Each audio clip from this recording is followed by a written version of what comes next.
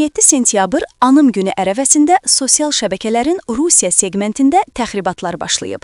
Bakupost.az musavat.com-a istinadla məlumat verir ki, bu barədə Azərbaycanın Rusiyadakı diasporu xəbərdarlıq edib.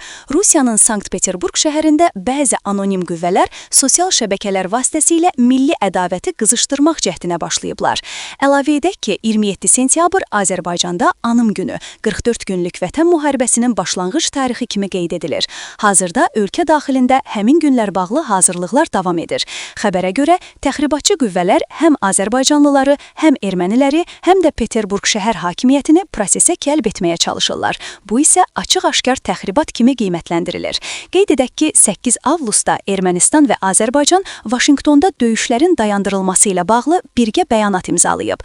Rusiya Xarici İşlər Nazirliyi də Prezident İlham Əliyev və Ermənistan Baş naziri Nikol Paşinyanın ABŞ-da keçirilən görüşünü müsbət qiymətləndirib. Ermənistan Baş naziri Nikol Paşinyan özü də elan edib ki, sülhün pozulması istiqamətində müəyyən cəhdlər var. Diaspor nümayəndələri qeyd edirlər ki, bu cür həssas vaxtda Peterburqdakı Azərbaycanlıları və şəhər rəhbərliyini Ermənistan-Azərbaycan münasibətlərinin xarici siyasət gündəliyinə sürükləmək yol verilməzdir.